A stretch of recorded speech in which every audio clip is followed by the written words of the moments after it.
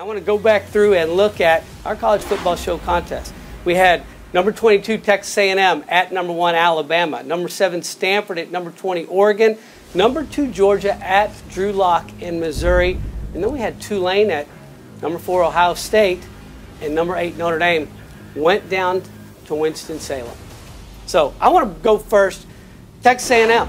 Texas A&M at Alabama, and I think we'd all agree, okay, hey, it's kind of like when you're going around the room with a bunch of guys, you know how it's going and you're roughhousing. Okay, well, who's going to take the big one? All right, Texas A&M, it's your turn to go, take your shot down in Tuscaloosa. And you know what? I think it was a pretty close game up front. But once again, now Nick Saban is 13-0 against his former assistants. Mark, talk to us about that game in Tuscaloosa. Well, Kellen Mond had a tough game in that game. He got sacked a bunch of times and pressured a lot of times in that game and turned the ball over the quarterback for Texas A&M.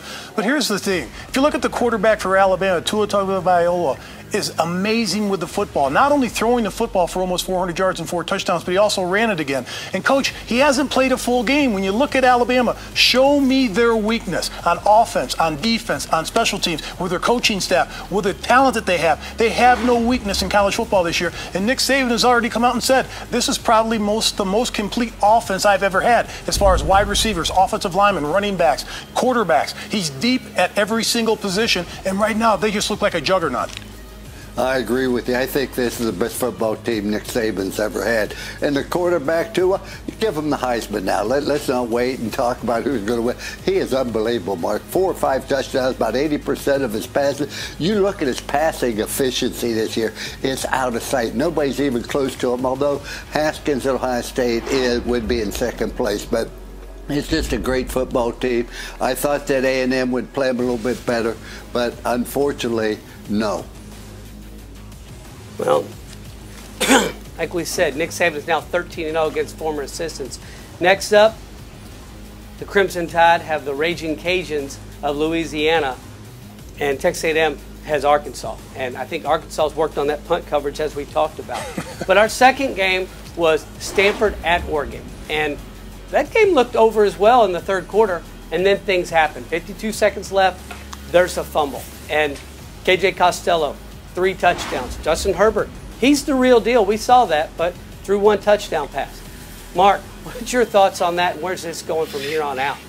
Well, from here on out, for Stanford, they've got Notre Dame coming up. And not only that, the way that they played in this football game, they're a very resilient football team. They're extremely well coached. They don't make a lot of mistakes, and they don't give up in a game. That's one thing that David Shaw can tell his football team about. No matter where we are in a football game, as long as you hang in there and keep throwing body blows, we've got a chance. And that's what happened against Oregon. Some fluky things happened in the game, but Stanford still came out and played. I think if you look at Bryce Love, he's back, not to being Bryce Love, but at least to a competitive position that helps their offense and KJ Costello. But at the end of the game, it was definitely some coaching calls and some decisions that was made by the coaching staff, and not just to blame the coaching staff of Mario Cristobal, but Coach, you've got the ball with 52 seconds to go on first down. You take a knee and the game is over. Take a knee twice and it's over, and you're running around giving everybody high fives, and you're running to the locker room and it's over. You're handing out the game ball. They didn't do that. They decided to run it. I know the player fumbled it, but still in that situation, go down in the victory position and you get the W. The most important thing about the ball possession, who gets to keep it after the game. And when you fumble it away, Stanford gets to keep the game ball. On the other hand, Mark, I was watching Florida State, and they're playing a football game. They haven't won. It's over. 12 seconds to go, they run it in for a touchdown to make it sort of lopsided. And I just thought, that's not really the way the things to do. You think about the team on the other side of the field, etc. But Oregon was a better football team by far. And not only that, the one thing that's very positive for Notre Dame, they have a receiver, I think, named Dylan Mitchell. 14 receptions, 239 yards against Stanford, 1 receiver. I can imagine Ian Book is just having a great time preparing for Stanford. Well, as we know, next up, Stanford's going to South Bend, and Oregon is going to Berkeley to face the undefeated Bears. So that's a big Pac-12 North, because there's only 3 teams in the Pac-12 North that are undefeated: Stanford, Cal, and Colorado. And we're going to get to them here in a few weeks, but that's pretty exciting. We look at our third game. Georgia was going to Missouri and Drew Lock. And was this going to be Georgia's first test? Was this going to be Drew Lock's first real test? Well, I think they kind of kept him in check. Was somewhat, it was 43-29, but Georgia still found ways to win when Kirby Smart it's being a little bit too much Nick Saban. He's like, yeah, I wasn't really happy about it. Too many things we did wrong. Hey, that sounds good, but I think that was a pretty good Missouri team, and Georgia handled them. Mark, what's your thoughts? I think the Missouri defense is really impressive in this game, particularly in the first half of this game. They should have had the lead in the first half of this game. The first 20 points scored by Georgia were by 2 field goals, a blocked punt recovered for a touchdown, and a scoop and score by the defense on a fumble. So they're up by 20 points at that point. And not only that, they did a terrific job on Drew Lock in this game, put a lot of pressure on him. He didn't throw for a touchdown pass, but Jake Fromm did in the second half. 3 touchdowns in the second half, the 1 interception. I thought that they scrapped in this game. They were hitting the mouth on the road, and they survived in this game. That's the bottom line for Kirby Smart. He can ridicule his football team a little bit because they made a lot of mistakes in this game, Coach, but they still came out with a victory. It's a perfect game for Coach Kirby Smart. You did play well, you made a lot of mistakes, and you won on the road against maybe the second best team in your division. So now you can go back with a win, and that's important. Now you make all the corrections you have to make, and now you have the players' attention. You know, after the South Carolina game where they dominated South Carolina, I'm sure that Georgia fans already have them in the championship game against Alabama, etc., and everybody telling them how great you are, etc., and they start listening to the fans more than they do the coach because they like what the fans say. They don't like what the coach is saying to them. You know, Mark, you've been there. I've coached people like you. You just don't want to listen to them. So it's a great thing for Georgia. Yeah, that's it. Next up, Georgia hosts Tennessee, which, had a tough one down there at Florida, and Missouri is at South Carolina. Tulane at Ohio State. Okay, warm-up game for Penn State. Daddy's home, Urban Meyer. Things are exciting. Dwayne Haskins, 5 touchdown passes. Nick Bosa, he's not going to play, still hurt after that surgery from injury against TCU. And it was 49-6. What does that tell us? How are things going to look as they go to Happy Valley next week? Mark. Well, it tells us that Ohio State should start at least putting better teams on their schedule in the non-conference. Yes, they had TCU, but they also had Oregon State, and then they have Tulane, and the teams that they play really aren't a challenge for them. Once they get to the Big Ten schedule, they need to be challenged before they get there. They haven't been challenged this year. They got challenged a little bit by TCU, but that's a young football team. And I think for Urban Meyer going to Happy Valley, they got lucky at home last year in the shoe and won by 1 point, 39-38. And not only that, Coach, if you go back 2 years ago, the last time they played in Happy Valley, they lost 24-21. So it's a tough place to play. The whiteout's going to be there. It's going to be a big challenge for Ohio State in this game. I'm going to do this show, Mark, till you say something positive about Ohio State and Notre Dame. Until then, you never say it. Let me tell you this. Their games aren't competitive because Oregon State's not good enough. That's not Ohio State's fault. That's Oregon State. They're a Power 5 football team. I think Ohio State is an excellent football team, but I'm also very impressed with Penn State.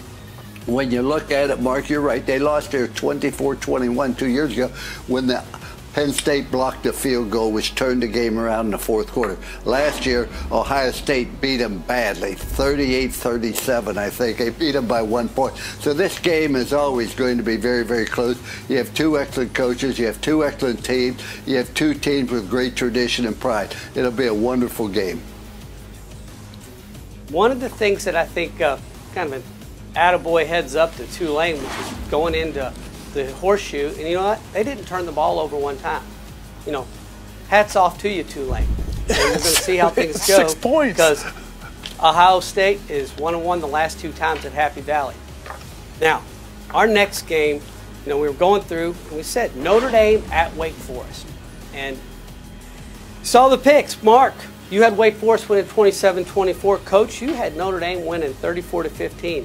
And the final score was Notre Dame 56-27. We were thinking about that, and then I got a call from the Crowdsign head office. They got a letter in the mail, and it came. And Mark, I hope you don't mind. The letter was open. It was addressed to you, but we're going to read it if you don't mind. Sure. Okay? So we got a letter to you, and it says, "Dear Mark, I know we haven't always seen eye to eye. I've admired your career from your days at Pitt to watching you win 2 Super Bowls. But I really want to thank you for your professional advice. You said Notre Dame can't win if we can't throw it in the ocean even from the shore. And you said we probably wouldn't be able to win if most of our passes were thrown to the other team. Well, Mark, thank you for the advice.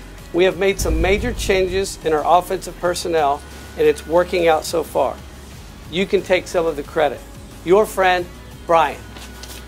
So he's very welcome. That, Brian's very welcome. He should have made the change long ago at the quarterback position. I've talked every single week about Brandon Wimbush, and you know that, Kevin. And I said last week they should probably make the change to Ian Book. And then Coach got on board and said, well, he played well last year in the bowl game. He beat LSU. Maybe it's a chance, but no, we're going to go with Brandon Wimbush. I said they should make the change, and they did in this game. And they went down and they just bullied Wake Forest. They were bigger. They were stronger. They were better. I thought Wake Forest would challenge them a little bit after watching Wake Forest play Boston College on a Thursday night a couple weeks ago. They didn't. They just folded under the heat and the pressure. And just look at the size of the Notre Dame players compared to the Wake Forest players on the field to play. It wasn't even close. It was almost embarrassing. Well, what I've been trying to tell you all year, Mark, how Notre Dame beat Michigan with our second team. That's how good we are, and that's how confident we can play most teams with our second team. But then when we get challenged, we go with our first team. And he has my locker, I won't tell you that.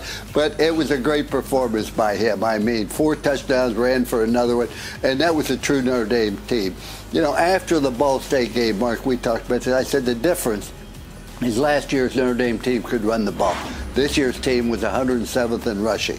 The last 2 games, they have really dominated the game with their offensive line as well as their defensive line. So Notre Dame is looking better and better. When we get to who's going to be in the Final Four, I think I'm looking like a genius. And that's amazing because I never looked like one as a coach.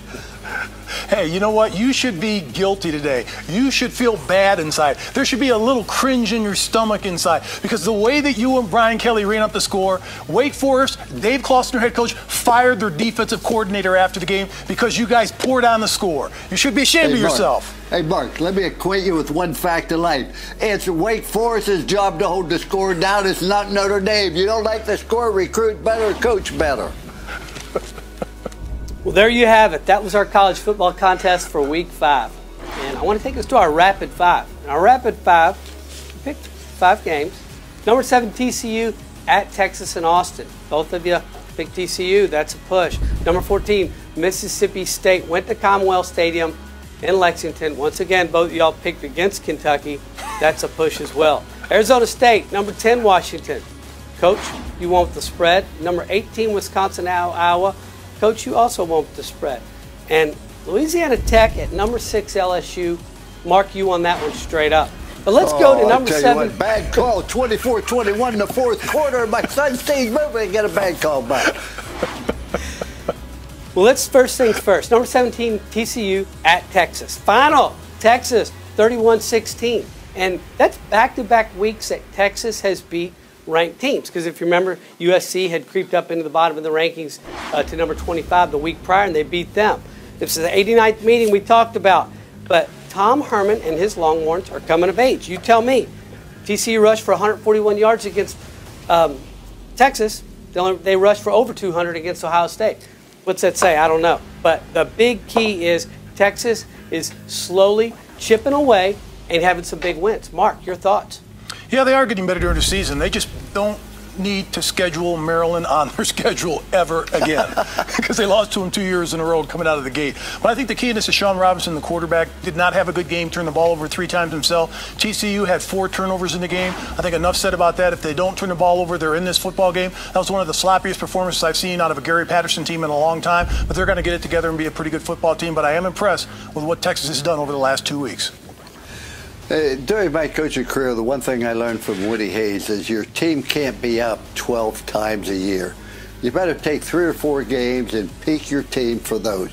One thing was obvious, TCU, hoping that they could be in the championship playoff, peaked for Ohio State. And they played awfully well against Ohio State. They were quick, they were alert, they were focused. However, against Texas, it was a different story. Let's not take anything away from Texas. That's a great win. They're coming on. They manhandled USC the week before. We'll see what happens when they play Oklahoma in a couple weeks. But by the same token, it's still a good TCU team when they show up at the proper time.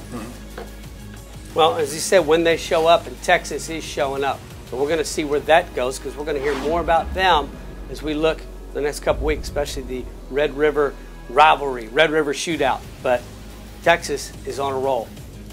Number 14, Mississippi State went into Commonwealth Stadium to play the Kentucky Wildcats. the 1-0 Kentucky Wildcats. As we talked about, Kylan Hill and Nick Fitzgerald were going to run and we're going to throw, and they ran for 56 yards. So we know about Benny Stell from Kentucky. We've heard about that. But Kentucky's got a defense. They won that game 28-7, and it's the first time in a long time since Kentucky was 2-0 in the SEC, 1977 to be a matter of fact. So, Mark, talk to us about Mississippi State going into Commonwealth, losing to the Cats. Look, Mark Stoops has got this team rolling right now, and you talked about their defense. They held Mississippi State to 255 yards less than their average coming into this game. You said the 56 yards. But I think the key is I'm on the Benny Snell bandwagon now. You know, they got another big day, over 150 yards rushing, 165 with 4 touchdowns. I'm on the bandwagon now. He can get it done. He's one of the top backs in the SEC, the way that he runs the football, power, speed, and finesse. And now he's the touchdown leader for Kentucky all time because of what he was able to do in this game. But the way this team plays on both sides of the ball, when you can run the ball and you can stop the run and you don't turn it over, you're going to be in just about every football game you play, Coach. I agree with you completely, Mark. That was very, very well said, very astute. You cannot win the game when you only rush for 56 yards when you are a team like Mississippi State, particularly, which has such a great quarterback in Fitzgerald who can run and throw.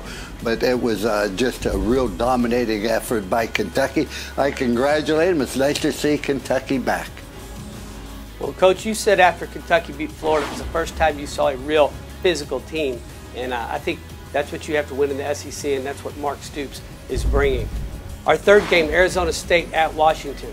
A wise old coach once said that a team needs to learn to compete before they can learn to win.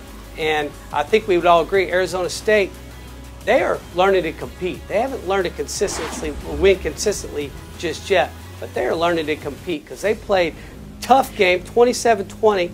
They lost to number 10 Washington, who has been playing steady football since their opening loss to Auburn. Mark, talk to us about that.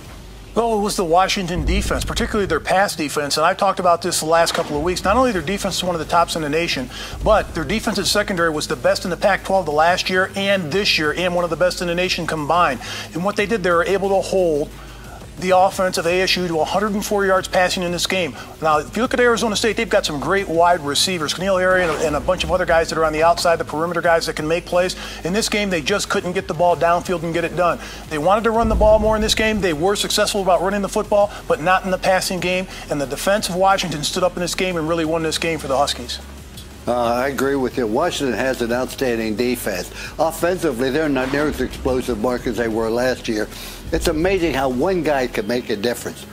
Last year, they had a wide receiver named Pettis. He's now with San Francisco 49ers. I mean, he was explosive. Punt returns, deep balls, catch a 5-yard hitch and turn it into a 50-yard gain. They don't have that explosiveness on offense. The other thing, I think Coach Peterson's one of the great coaches in the country. When he was at Boise State, he always had his team so well prepared, and they always came up with different gimmick plays and gadget plays. They kept you on your toes. He's not doing that at Washington right now, but their team is very, very solid on defense as long as they don't turn the ball over. And I think Jake Browning, the quarterback, is a 4-year starter now. Yep. He's not a great quarterback, but he is a winning quarterback. Well, speaking of that experience, Coach, I'd like to see how this game would turn out if maybe this game was played in Week 10, if by that point the Arizona State Sun Devils have learned to win, not just learn to compete. But number 18, Wisconsin at Iowa. We talked about a tough place to play. It's for a big old trophy with a pig on it, and these teams are two pretty evenly matched. Same type of football. And this was a tough one, 28-17, and the angry Honey Badger went in there, but you know what? Iowa stood their own, and it was pretty much some traditional Big Ten football if you want to look at it that way. Mark, talk to us. Going through 3 quarters, this game went exactly how I thought it would. It'd be a hard-fought football game on both sides of it. You're going to have to earn and grind out every yard and every point. It was 17-14 at the end of 3 quarters. But in the 4th quarter, Wisconsin came on. Alex Hornibrook, the quarterback, did a terrific job, not turning the ball over, throwing for 3 touchdowns. And Wisconsin outscored them 14-0 in the 4th quarter. That was the telling tale of the football game. They were able to wear Iowa down in the 4th quarter. Actually, they outscored Iowa like 14-0 in the last 2 minutes of the game. They're down 17-14 when Hornibrook makes a great throw, great catch. They get a turnover right after that, which was a meaningless touchdown. I'm still a little disappointed in Wisconsin for having as many starters back on offense. Their offensive line's not performing as well. They don't get the running space that they had last year. Defensively, they're still a very, very good football team, but I just thought that they would be an explosive football team. But they had speed at wide receiver. They had a defensive back, and they're not showing that this year, Mark. So I'm a little disappointed in Wisconsin. It was a mistake putting them in my Final Four. Wow. Wow. Make sure that one's racked. I would tell you, Sherlock Holmes didn't need to come up with that because it's obvious that was a mistake. Well, we'll see if we can get some explosiveness out of either team as they both have a bye this week.